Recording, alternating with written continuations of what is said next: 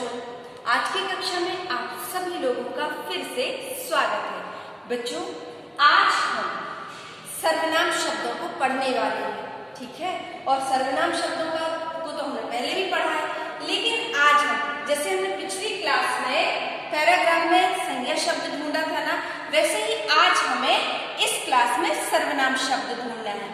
पहले हम ये देखेंगे कि हमने पाठ 4 पापा जब बच्चे थे, इस पाठ का ही एक पैराग्राफ लिया है, ठीक है। तो इस पाठ के पैराग्राफ में हमको कौन कौन सी बात करना है, ये तो हमने शब्द कैसे बनते हैं हमने पहली कक्षा में समझ लिया है, ठीक है।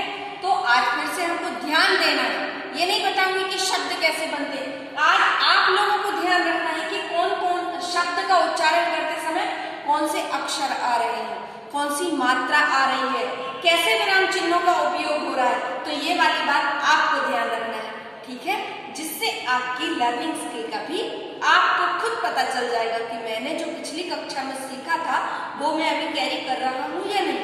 यदि नहीं तो फिर से प्रैक्टिस कीजिए।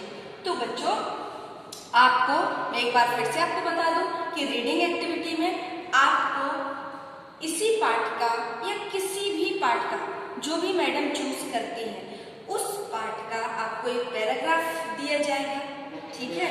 और उस पैराग्राफ में आपको हिंदी के पूरे वाक्य पढ़ते हुए उसमें सर्वनाम शब्दों में गोला लगाना है।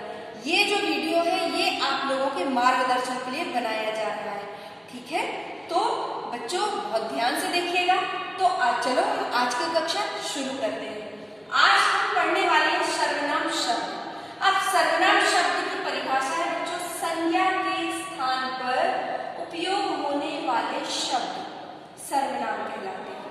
तो परिभाषा ही कह रही है कि बच्चों, सर्वनाम समझने से पहले आप जाइए और पक्का कीजिए कि आपने संज्ञा शब्द समझे हैं। चलिए एक बार फिर से हम पढ़ते हैं।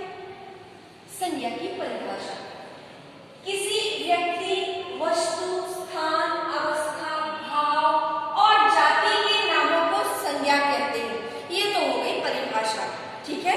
व्यक्ति, वस्तु, स्थान, अवस्था, भाव और जाति के नामों को संज्ञा कहते हैं। तो ये 6 जो है ना, ये कितने प्रकार में डिवाइड है। हम अपनी आंखों से जो भी लिविंग थिंग्स या नॉन लिविंग थिंग्स देखते हैं, ठीक है, किसी के एक्सप्रेशन देखें और चाहे किसी के अंदर की फीलिंग देखें, ये सारे के सारे जिनका भी नाम है वो संज्ञा कहलाता है। कोई व्यक्ति यदि गुस्से में रहता है तो दिखता है ना हमको, वो बोलता कुछ नहीं, लेकिन उसकी हम एक्सप्रेशन से समझ जाते हैं कि वो किस अवस्था में है। तो इस प्रकार से कहने का तात्पर्य यही है कि आप अपनी आंखों से जो भी देखते हैं, लिविंग थिंग्स या नॉन लिविंग थिंग्स, वो संज्ञा नहीं, उसकी नाम संज्ञा है। जैसे मैं संज्ञा हूं कि मेरा नाम संज्ञा है, हाँ मेरा नाम संज्ञा है, मैं तो संज्ञा नहीं हूं, ठीक है। ऐसे ही ये दीवार, ये क्या है, ये संज्ञा है। तो वस्तु का नाम हो, किसी भी चीज का नाम संज्ञा कहलाता है। समझ में आया ना बच्चों। और सर्वनाम क्या होता है कि संज्ञा के स्थान पर उपयोग होने वाले शब्द। चलिए हम इस पैराग्राफ को पढ़ते हुए समझे कि कैसे। अच्छा, इसको पढ़ने से पहले मैं आपको एक उदाहरण देती हूँ। चलिए, राम बाजार गया, राम ने आम खरीदे, राम बाजार से आया, राम की मम्मी राम का इंतजार कर रही थी। राम ने कहा राम की मम्मी से, मम्मी, राम की मम्मी से मुझे भूख लगी है। चलिए, आया समझ में कुछ कि कौन किससे क्या कह रहा है? आ रहा है समझ में? नहीं, है ना। क्यों? क्योंकि बार बार सिर्फ राम का ही नाम आ रहा है। तो इस प्रकार से यदि हम ऐसे कहें तो हमारे भाषा की तारतम्यता माने कंटिन्यूटी नहीं बनी रहेगी, है ना। लगातार हम सेंटेंस को नहीं कह सकते और ना ही हम समझ सकते हैं। तो भाषा के विद्वानों ने, जिन विद्वानों ने हिंदी भाषा के अक्षरों का निर्माण किया, जिन्होंने शब्द बनाए, उन्हीं ने सर्वनाम शब्दों का आविष्कार किया। हमने नहीं बनाए या किसी और ने नहीं बनाए। जब इस भाषा की रचना हो रही थी तब इस चीज को ध्यान में रखते हुए कि इसकी तारतम्यता बनी रहे, तब भाषा के विद्वानों ने इस प्रकार के शब्द बनाए। और ये कौन से शब्द हैं जो संज्ञा की जगह इस्तेमाल होते हैं? यह है उदाहरण,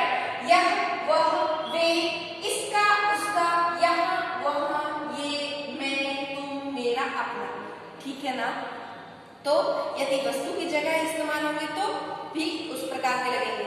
चलिए अब हम इसमें समझते हैं कि किस प्रकार से होंगे। बच्चों अब इस पैराग्राफ को हम पढ़ते जा रहे हैं और यहीं पर हम सर्वनाम शब्दों को ढूंढेंगे। क्यों? क्योंकि ऑनलाइन क्लास में हमारे पास समय का अभाव होता है, तो हम चलिए एक पंथ दो काज करते हैं, पढ़ते भी जाते हैं और अपने सर्वनाम शब्दों को खोज कर उसमें सर्कल भी लगाते हैं। पापा को पक्का यकीन था, और मैं आशा करती हूँ कि आप लोग मेरे पढ़ने को देख रहे हैं, ऑब्जर्व कर रहे हैं। मुझे कहने की जरूरत नहीं है कि कहाँ पर अलविराम लगाया तो आपको रुकना है।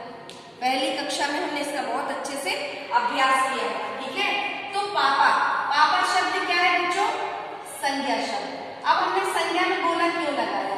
क्योंकि जब आप संज्ञा शब्दों को एक बार पहचान जाएंगे तभी तो उसकी जगह कौन सा सर्वनाम आ रहेंगे आप पता लगा पाएंगे, ठीक है।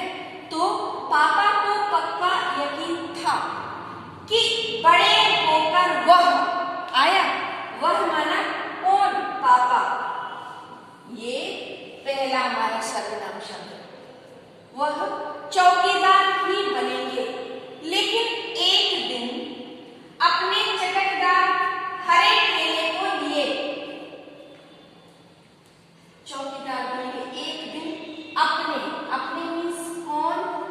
एक आइसक्रीम वाला आया था जो अपने हरे ठेले को लेके आया था, तो अपने माना ओर, तो ये भी सर्वनाम शब्द है, ठीक है। अगर इसको हम अपने ना लिखते तो क्या होता है, लेकिन एक दिन आइसक्रीम वाला का चटकदार ठेला, ये इस प्रकार से बन जाता है। इसलिए यहाँ पर अपने शब्द का यूज होता है। जैसे मेरा नाम, मेरी पेंसिल, ये मेरा जो वर्ड आता है, यूर पेन, ये आपका जो वर्ड आता है। चलिए धीरे धीरे समझ में आएगा, ठीक है। को लिए आइसक्रीम वाला आ गया। भाई वाह, पापा आइसक्रीम वाला बनेंगे। वह ठेले को लेकर घूम भी सकते हैं। कौन लेकर घूम सकता है? पापा, ठीक है। घूम भी सकते हैं और जितना मन चाहे उतनी आइसक्रीम भी खा सकते हैं, जितनी इच्छा हो, ठीक है। नेक्स्ट, जब पापा के माता पिता ने यह सुना, पापा के माता पिता यानी हमारे पापा के मम्मी पापा को आप क्या बोलते हैं बताइए? दादा दादी, ठीक है।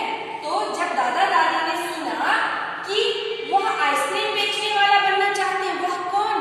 पापा, ठीक है। वह आइसक्रीम बेचने वाला बनना चाहते हैं, तो उन्हें बहुत हैरानी हुई। उन्हें किन्हें? दादी दादा, ठीक है। Them, okay. तो उन्हें बहुत हैरानी हुई, उन्हें ये बात बहुत, उन्हें फिर से आया अगेन सर्वनाम शब्द, ठीक है। तो दादा दादी या मम्मी पापा नहीं बोल रहे हैं, यहाँ उन्हीं का इस्तेमाल हुआ। ये बात बहुत मजेदार लगी और वे माना दे, खूब हंसे। लेकिन पापा इसी बात पर अड़े रहे कि वह यही काम करेंगे। वह, ओके, कौन? पापा, यही काम, यही, ये भी क्या हुआ? सर्वनाम शब्द। तो इस प्रकार से बच्चों हमको अपना जो भी आपको दिया जाता है परीक्षा में आपके, कि ये वाले लेसन का कोई भी एक पैराग्राफ पढ़िए, आपको पैराग्राफ पढ़ना है और उसमें पिछली बार आपको सिर्फ पढ़ना था, इस बार आपको पढ़ने के साथ साथ सर्वनाम शब्दों में सर्कल करना है और उन सर्कल को काउंट करके यहाँ पर लिखना है। चलिए कैसे? देखिए ये तो संज्ञा था 1 2 3 4 5 6 7 8 9, तो हमको यहाँ पर संख्या लिखनी है 9 सर्वनाम शब्द,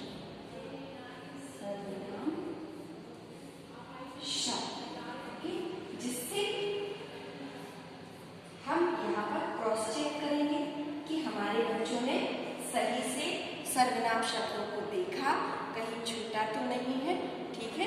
तो बहुत ध्यान से आप लोगों को इस एक्टिविटी को करना है बच्चों, और मुझे पूरा यकीन है कि आप सभी इस एक्टिविटी में बहुत अच्छा परफॉर्मेंस करेंगे। तो रीडिंग एक्टिविटी के लिए ऑल द बेस्ट।